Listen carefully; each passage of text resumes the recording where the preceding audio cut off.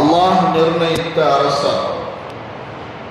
குர்ஆன் கூறக்கூடிய மனிதர்களில் ஆளுமை மிக்க ஒரு அரசர் தான் தாலூத் என்னும் அரசர். அல்லாஹ் சூரத்துல் பக்ராவில் 246 முதல் 252 வரையிலான வசனங்களில் இவரை பற்றிய செய்திகளை கூறுகிறார். பனு இஸ்ராயீல்கள் கடந்து வந்த பாதை சாதாரணமானதல்ல. அல்லாஹ் அவர்களுக்கு ஏராளமான நிஅமத்துகளை வழங்கி இருந்தார்.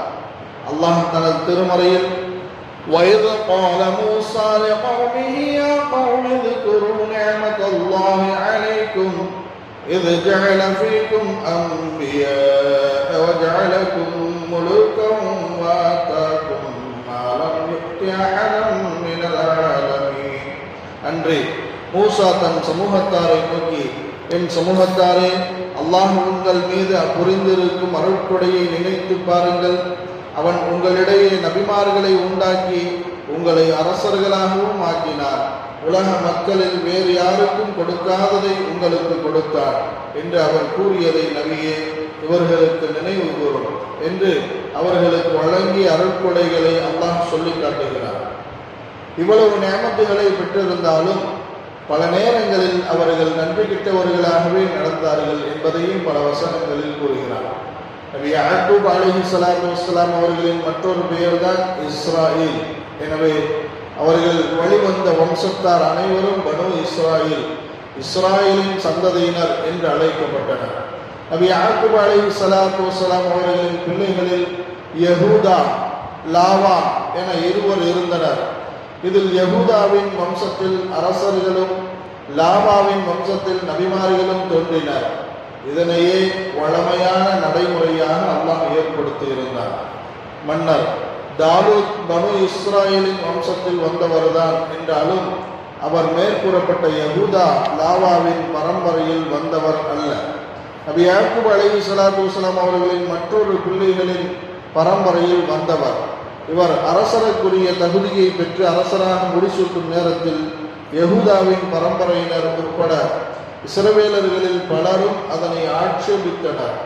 இதுவரையில் எங்களது பரம்பரையில் தான் அரசர்கள் தேர்ந்தெடுக்கப்பட்டார்கள், எனவே இவரை நாங்கள் அரசராக தேர்ந்தெடுக்க முடியாது என்று மறுதளித்தனர்.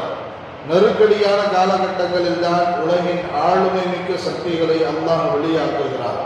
நாட்டில் நிலவுகிற குழப்பங்களையும் சோதனைகளையும் தீர்த்து வைக்கிற ஆளுமை மிக்க அரசர்களை ஏற்படுத்துகிறார்.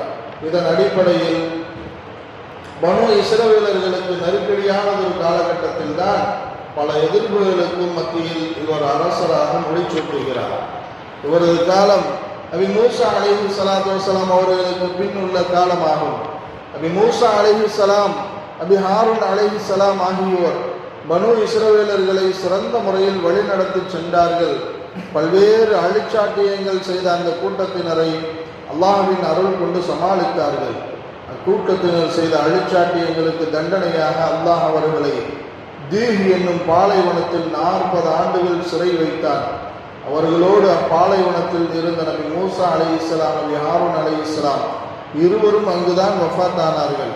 இதற்கு பின்னுள்ள காலகட்டத்தில் பனி இஸ்ராயல்களில் பல்வேறு குழுக்களாக பிரிந்து எதிரிகளின் கைகளில் சிக்கி சின்னா பின்னமாகி போனார்கள். பெரும் இழப்புகளை சந்தித்தார்கள். சரியான தலைமை அவர்களுக்கு அமையாமல் போனது.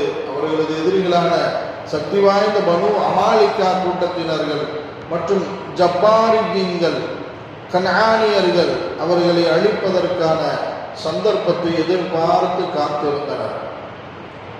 அந்த காலகட்டத்தில் தான் அவர்களை சரியான ஒரே தலைமையை கொண்டு வருவதற்கு அல்லாஹ் விரும்பினார். நபி ஷம்பீல் அலைஹிஸ்ஸலாம் அவர்களை அக்கூட்டத்தாருக்கு நபியாக அனுப்பினார். அந்த நபியிடம் சென்ற மக்கள், எங்களுக்கு தகுதியானது ஒரு அரசரை தாங்கள் நியமித்து தர வேண்டும் என்ற கோரிக்கையை முன்வைத்தனர். ஒருவரே நபியாகவும் அரசராகவும் இருந்த நடைமுறை அப்பொழுது அவர்களிடம் இல்லை. அப்போது நபி ஷம்பீல் அலைஹிஸ்ஸலாம் அவர்கள் அல்லாஹ்வுடைய உத்தரவின்படி ஒரு தகுதி வாய்ந்த இளைஞரை சுட்டிக்காட்டி, இவரை உங்களுக்கு நான் அரசராக நியமிக்கிறேன் என்று கூறினார்கள். அந்நேரத்தில் தான் மேற்சொன்னார் போல் இவர் யஹூதாவின் பரம்பரையில் வந்தவர் அல்ல, எனவே இவரை ஏற்க முடியாது என பனி இஸ்ராயீல்கள் ஆட்சேபித்தனர். அப்போது அவர்களுக்கிடையே நடந்த உரையாடலை அல்லாஹ் பின்வருமாறு விவரிக்கிறார். وقال لهم نبيهم إن الله قد بعث لكم طالوت ملكا قالوا أنى يكون له الملك علينا ونحن أحق بالملك منه ولم يؤت سعة من المال قال إن الله اصطفاه عليكم وزاده بسطة في العلم والجسم والله يؤتي ملكه من يشاء والله واسع عليم. அவர்களுடைய நபி அவர்களிடம், நிச்சயமாக அல்லாஹ் தாலூத்தை உங்களுக்கு அரசனாக அனுப்பியிருக்கிறார் என்று கூறினார். அதற்கு அவர்கள், எங்கள் மீது அவர் எப்படி அதிகாரம் செலுத்த முடியும்? அதிகாரம் செலுத்த அவரை விட நாங்கள் தான் தகுதியுடையவர்கள், மேலும் அவருக்கு திரண்ட செல்வமும் கொடுக்கப்படவில்லையே என்று கூறினார்கள். அதற்கு அவர், நிச்சயமாக அல்லாஹ் உங்களை விட மேலாக அவரையே தேர்ந்தெடுத்திருக்கிறார். இன்னும் அறிவாற்றலிலும் உடல் வலிமையிலும் அவருக்கு அதிகமாக வழங்கியுள்ளார். அல்லாஹ் தான் நாடியோருக்கு தன் அரச அதிகாரத்தை வழங்குகிறான். இன்னும் அல்லாஹ் விசாலமான கொடையுடையவன், யாவற்றையும் நன்கு அறிபவன் என்று கூறினார். ஒரு சமுதாயத்தை வழிநடத்துவதற்கு மிக முக்கியமான 2 தகுதிகள் தேவை: அறிவாற்றல், உடல் மன வலிமை. இவ்விரண்டு தகுதிகளும் தாவூதுக்கு இருப்பதாக நபி ஷமீல் அலைஹிஸ்ஸலாம் அவர்களிடம் அம்மக்களிடம் எடுத்துரைத்தார்கள். ஆனாலும் அவர்கள் தங்களது பாரம்பரிய பெருமையை விட்டுக் கொடுப்பதாக இல்லை. அரச குலம் என்பது தங்களின் வழியேதான் வரும் என்கிற அவர்களது வலுவான எண்ணத்தை தாலூத் என்ற மன்னரின் வருகை மூலம் அல்லாஹ் உடைத்து விட்டார். இதே போன்றுதான் நபிமார்களும் தங்களது வம்சாவளியில்தான் வருவார்கள் என்கிற அவர்களது வலுவான எண்ணத்தை நபி ஸல்லல்லாஹு அலைஹி வஸல்லம் அவர்களின் வருகை மூலமாக அல்லாஹ் உடைத்தார்.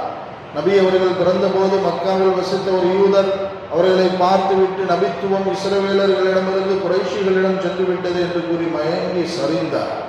மீண்டும் அம்மக்கள் நபி ஷமீல் அலைஹிஸ்ஸலாம் அவர்களிடம், தாலூத்தை மன்னராக அல்லாஹ் தான் நியமித்தான் என்று நீங்கள் கூறுவதற்கு என்ன ஆதாரம் என்று கேட்டனர். அந்த உரையாடலை அல்லாஹ் பின்வருமாறு விவரிக்கிறான். وقال لهم نبيهم إن آية ملكه أن يأتيكم التابوت فيه سكينة من ربكم وبقية مما ترك آل موسى وآل هارون تحمله الملائكة إن في ذلك لآية لكم إن كنتم مؤمنين.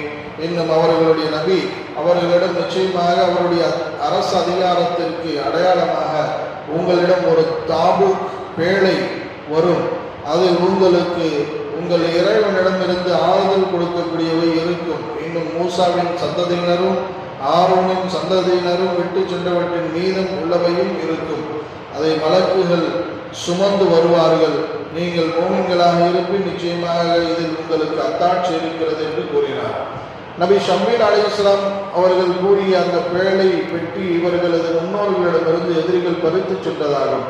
அதில் நபி மூசா அலைஹிஸ்ஸலாம் அவர்களின் ஆடைகள், கைத்தடி போன்ற நபிமார்கள் பயன்படுத்திய கண்ணியமான சில பொருட்கள் வைக்கப்பட்டிருந்தது.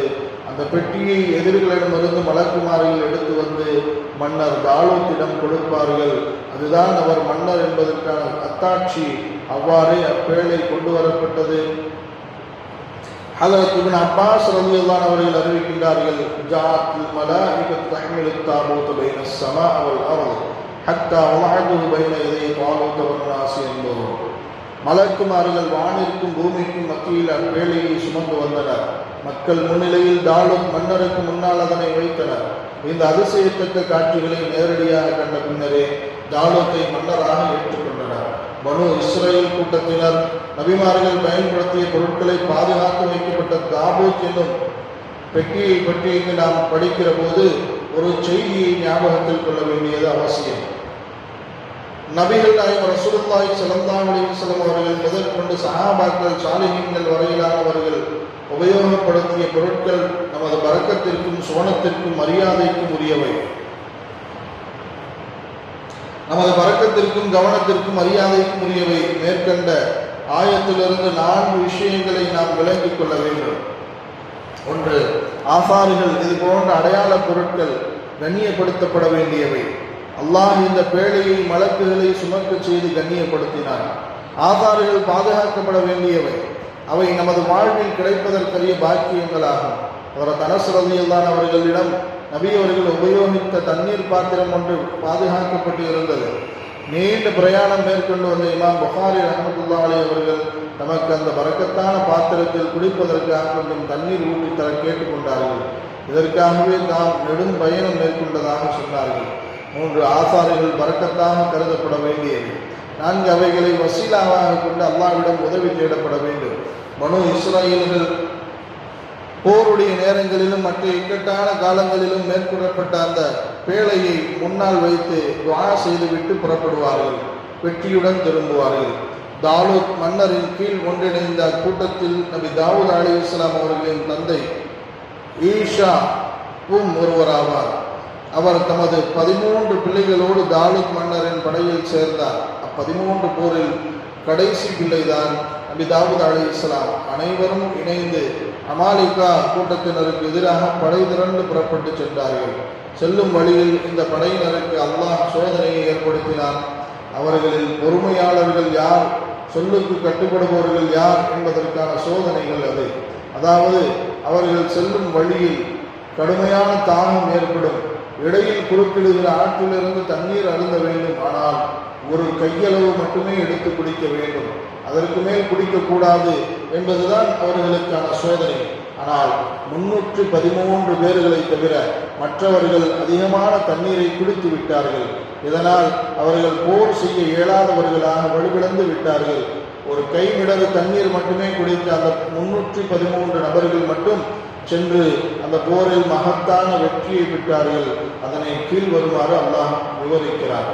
فَلَمَّا فَصَلَ طَالُوتُ بِالْجُنُودِ قَالَ إِنَّ اللَّهَ مُبْتَلِيكُم بِنَهَرٍ فَمَنْ شَرِبَ مِنْهُ فَلَيْسَ مِنِّي وَمَنْ لَمْ يَطْعَمْهُ فَإِنَّهُ مِنِّي إِلَّا مَنِ اغْتَرَفَ غُرْفَةً بِيَدِهِ فَشَرِبُوا مِنْهُ إِلَّا قَلِيلًا مِنْهُمْ فَلَمَّا جَاوَزَهُ هُوَ وَالَّذِينَ آمَنُوا مَعَهُ قَالُوا لَا طَاقَةَ لَنَا الْيَوْمَ بِجَالُوتَ وَجُنُودِهِ قَالَ الَّذِينَ يَظُنُّونَ أَنَّهُم مُّلَاقُو اللَّهِ كَم مِّن فِئَةٍ قَلِيلَةٍ غَلَبَتْ فِئَةً كَثِيرَةً بِإِذْنِ اللَّهِ وَاللَّهُ مَعَ الصَّابِرِينَ.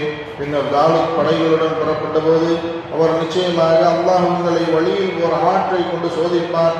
யார் அதிலிருந்து நீர் அருந்துகின்றாரோ அவர் என்னை சார்ந்தவர் அல்ல, தவிர ஒரு சிறங்கை தவிர தண்ணீர் யார்